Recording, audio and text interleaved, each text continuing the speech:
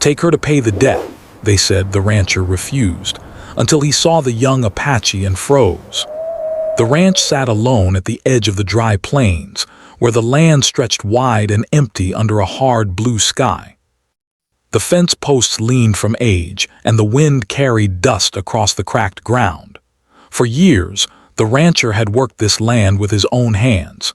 He rose before the sun, fed the cattle, fixed broken fences, and prayed for rain that rarely came. This place was more than property to him. It was the last thing he had left that still felt honest. He was not a loud man. People in town knew him as quiet, firm, and fair.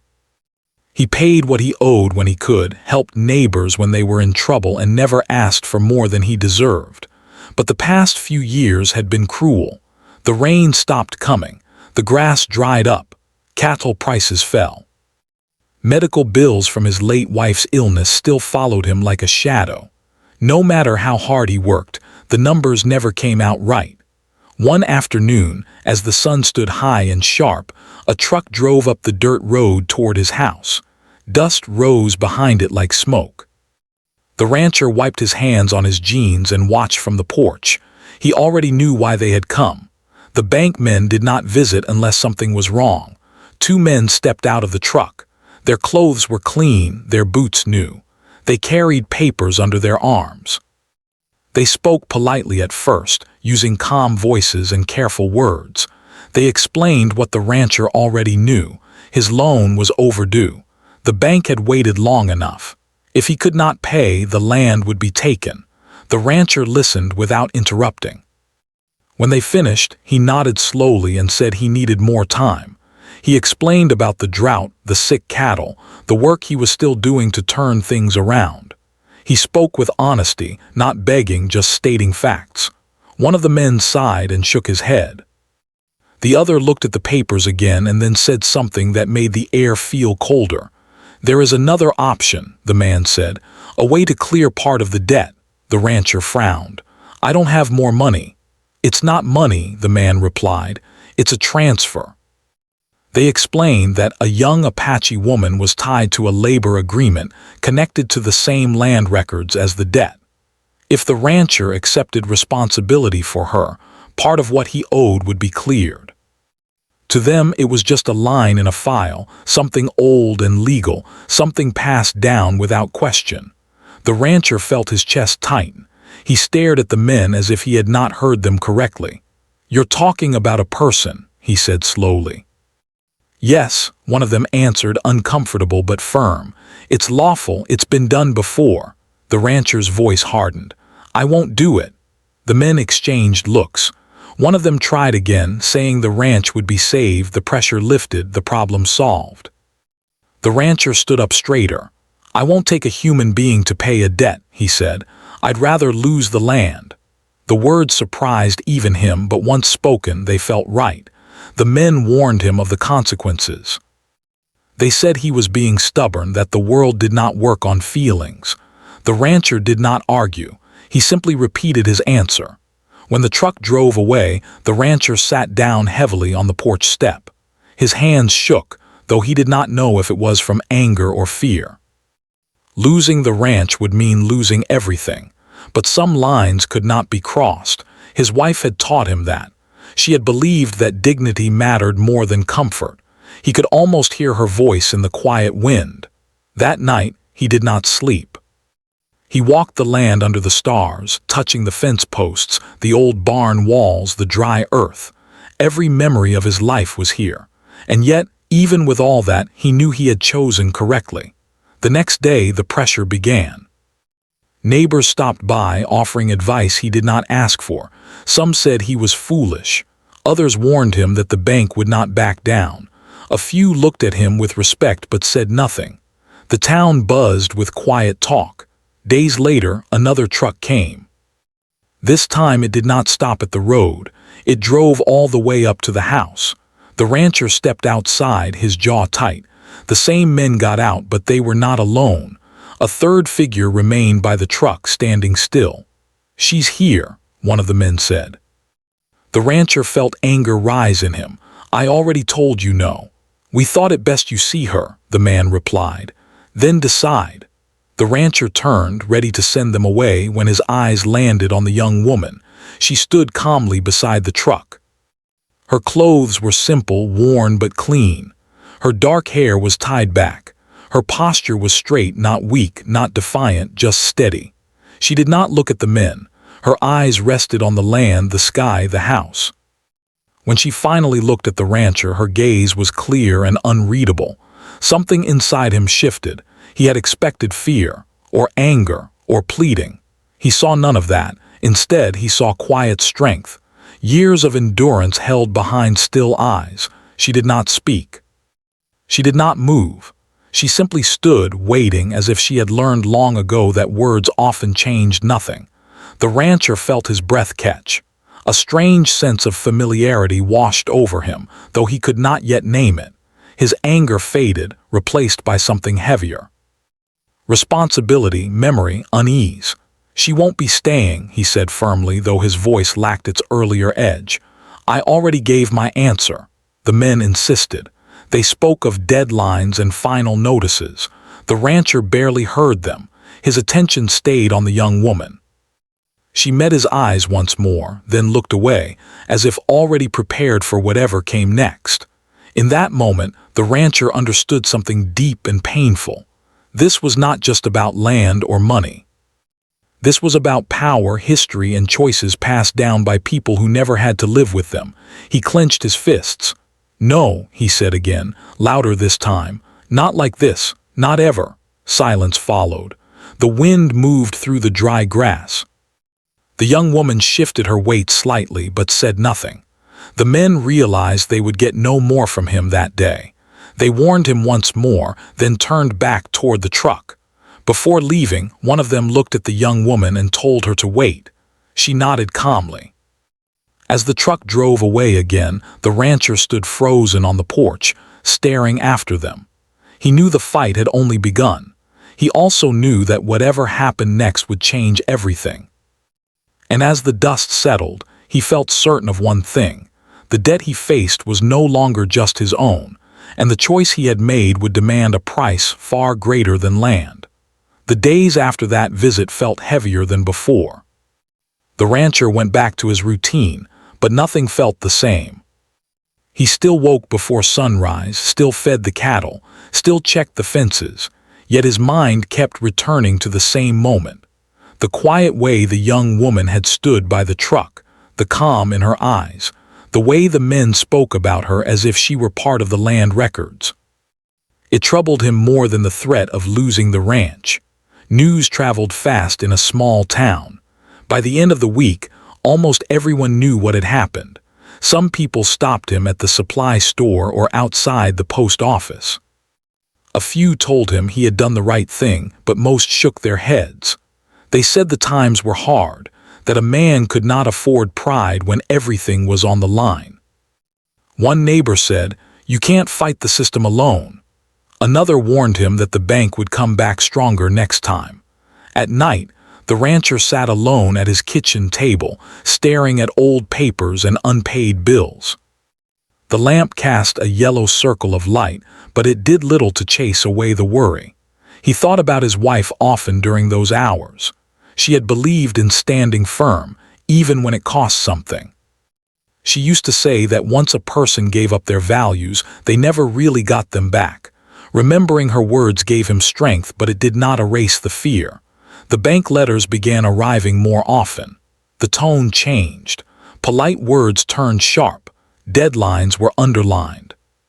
Final notices were stamped in bold ink. Each envelope felt heavier than the last. The rancher placed them in a drawer he tried not to open, though he knew he would have to face them soon. One afternoon, as he repaired a broken fence near the far edge of the land, he noticed dust rising again on the road. His chest tightened. Another truck approached, slower this time. When it stopped, it was not the bankmen who stepped out, but a local official and a man he did not recognize. They greeted him stiffly and spoke about reviewing the situation. Their words were careful, but the message was clear. Time was running out. They asked him once more to reconsider the alternative solution. The rancher felt anger rise, but he kept his voice steady. He told them again that he would not accept it. He said there had to be another way. They looked at him as if he were a child refusing to understand how the world worked. After they left, he leaned against the fence, breathing hard. The sun beat down on his shoulders. For the first time, doubt crept in. What if he was wrong? What if holding onto his principles meant losing everything his wife and he had built together? The thought cut deep. That evening, an unexpected knock came at his door. When he opened it, the young Apache woman stood there alone. For a moment, neither of them spoke. She stood with the same calm posture he remembered, her hands folded in front of her. The rancher felt a rush of confusion and concern. "They told me to come," she said quietly. Her voice was soft but clear. "They said you needed to decide." He stepped aside at once. "You shouldn't be here," he said, not unkindly. "They had no right." She entered the house slowly, looking around as if taking in a place she might never see again. He offered her water, which she accepted with a nod. She did not seem afraid, but there was a careful distance in her movements, as if she had learned not to expect kindness. "They think seeing me will change your mind," she said after a moment. "It won't," he replied. "I won't agree to that." She studied his face, searching for something. Most people say that at first. The word stung. He realized how often promises had been broken in her life. "I'm not most people," he said, though he was not sure she believed him. They sat at the small kitchen table. The silence between them was heavy but not uncomfortable. Finally, he asked her name. She hesitated, then told him. It felt like an offering, small but meaningful. She spoke a little about where she came from, about work she had done for years under agreements she never fully understood. She did not complain or accuse. She simply told the truth, as if facts were safer than feelings. Listening to her, the rancher felt a deep sense of shame, not for his own actions, but for being part of a world that allowed such things to continue quietly. "I don't want to be the reason you lose everything," she said at last. He shook his head. "You aren't the reason. And you won't be." When she left, walking back down the long dirt road alone, the rancher watched until she was nothing but a small shape against the horizon. He felt a new weight settle in his chest, not just fear but responsibility. He could no longer pretend this was a distant problem. It had a face now, a voice. That night he made a decision. He began reaching out. He spoke to old friends, former partners, anyone who might help him buy time. Some doors closed immediately. Others cracked open just enough to let a little hope through. He offered shared grazing rights, future cattle profits, whatever he could think of. It was risky, and it meant giving up control, but he saw no other path. The pressure from the bank did not stop. If anything, it increased, but the rancher no longer felt alone in the struggle. Each step he took, however small, felt like a stand against something larger than himself. And somewhere in his mind, a thought kept returning. This fight was no longer only about saving a ranch. It was about refusing to let another life be treated like a debt. As the days moved forward, uncertainty followed him everywhere. But beneath it all, a quiet resolve grew stronger. He did not know how the story would end. He only knew that turning back was no longer an option. The days that followed felt slow and heavy, as if time itself had thickened around the ranch. The rancher worked harder than ever, not because it would change the bank's mind quickly, but because work was the only thing that kept his thoughts from spiraling. Every hammer strike, every step across the dry fields carried the same question: how had things come to this? He kept seeing her face in his mind. The young woman's calm eyes, the way she spoke without bitterness, the way she walked away down the long road without looking back.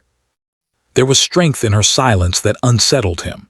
It reminded him of people he had known long ago, people who carried their pain quietly because no one ever listened when they spoke. One afternoon, while repairing the old barn roof, the heat pressed down hard. Sweat blurred his vision.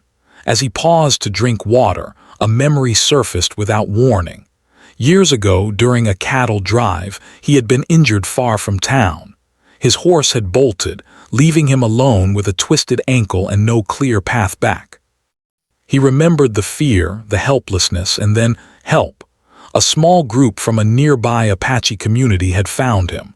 They offered water, bandaged his ankle, and guided him to safety.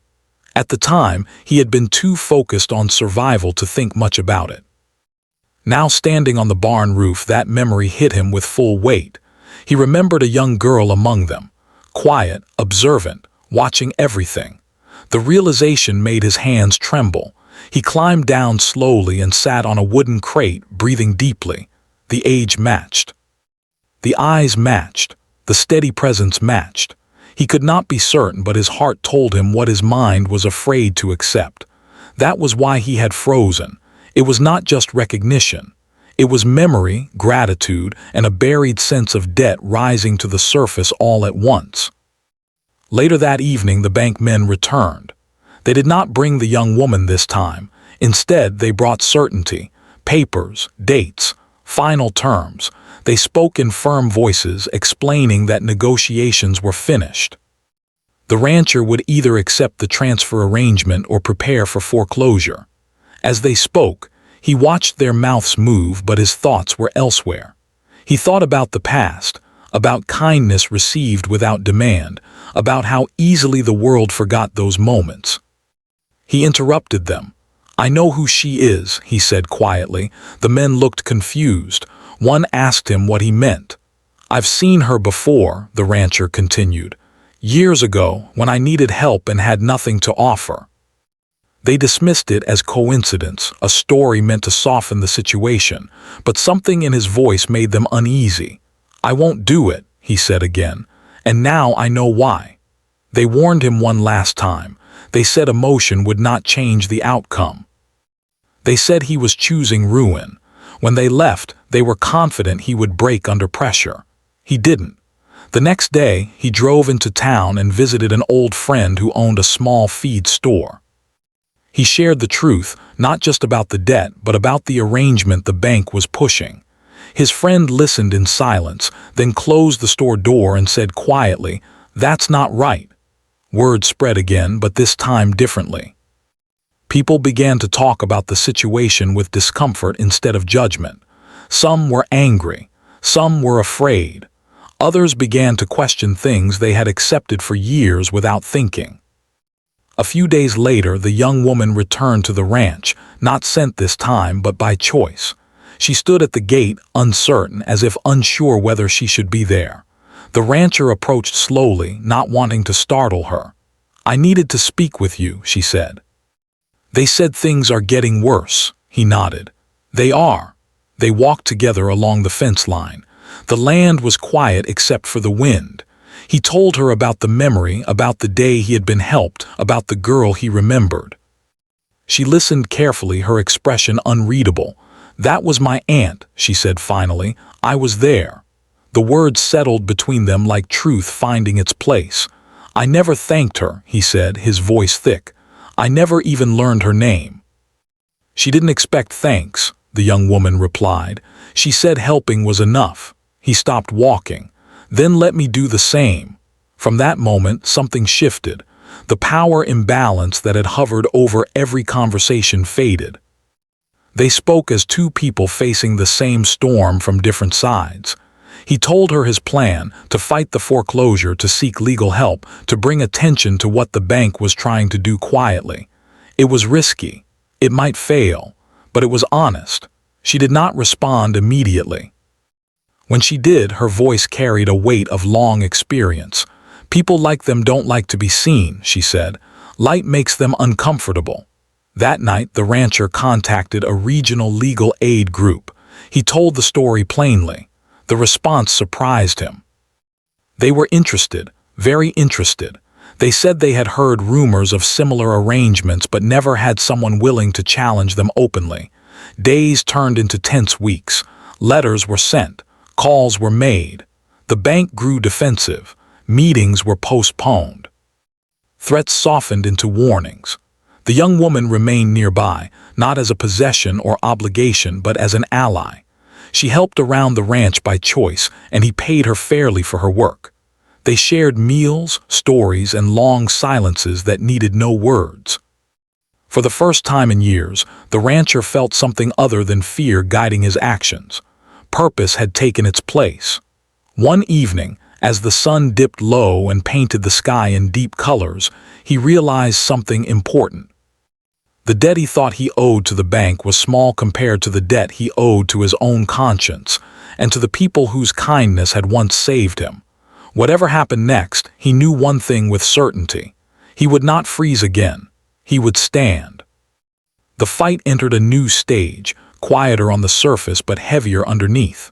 There were no more surprise visits from trucks, no more sudden knocks at the door.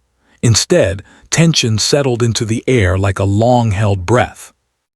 The rancher felt it every morning when he stepped outside and looked across the land, wondering if this would be one of his last days on it. The legal aid group moved carefully. They asked for old records, contracts, letters, and names. The rancher spent hours digging through boxes filled with yellowed papers, some older than the barn itself.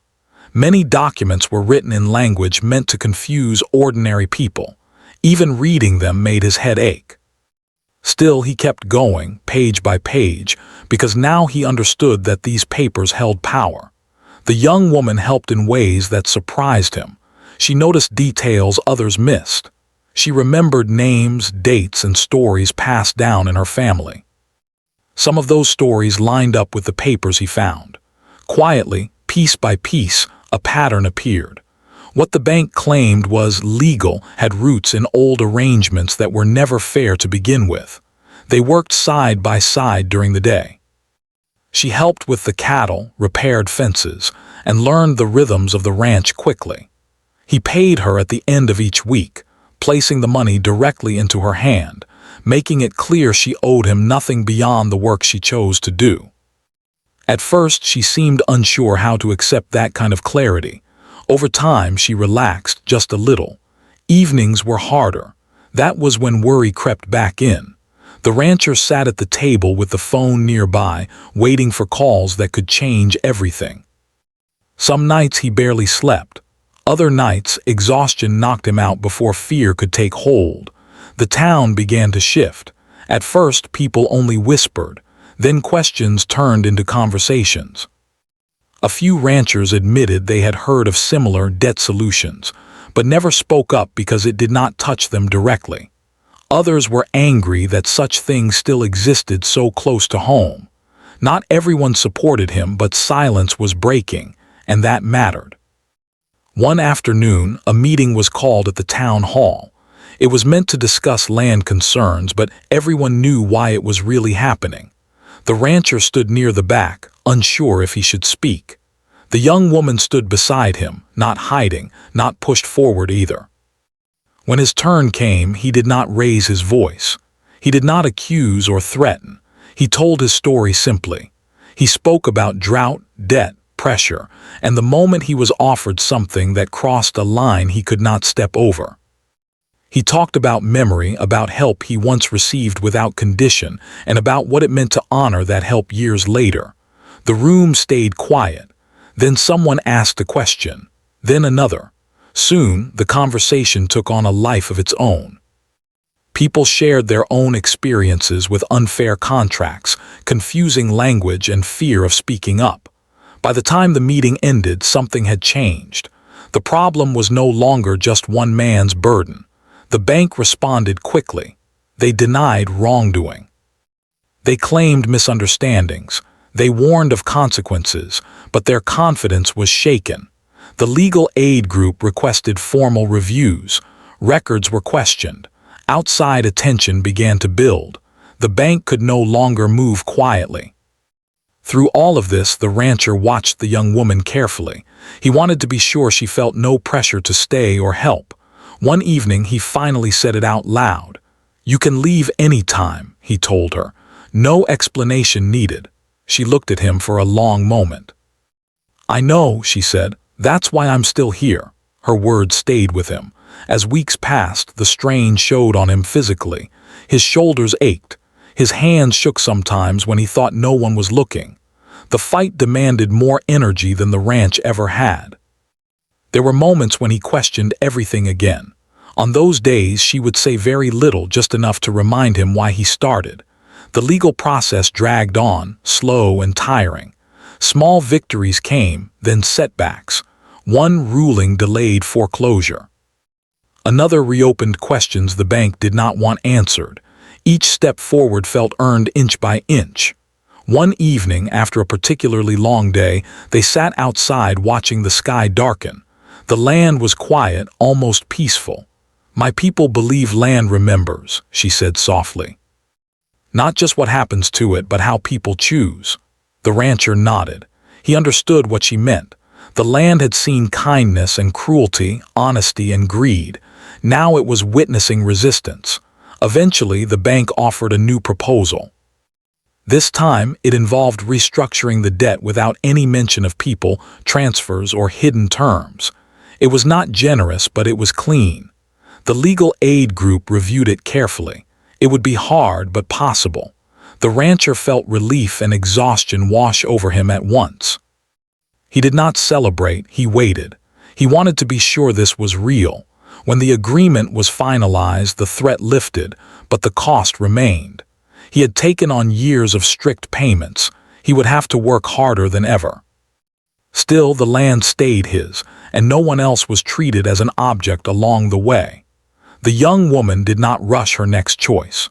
She stayed through the transition, helped stabilize things, then told him she planned to return to her community. "I wanted to leave on my own terms," she said. He nodded, feeling pride and sadness mixed together. "That's how it should be." Before she left, he handed her a small envelope. Inside was pay for the work she had done, plus a little extra, not as charity, as respect. She accepted it without hesitation.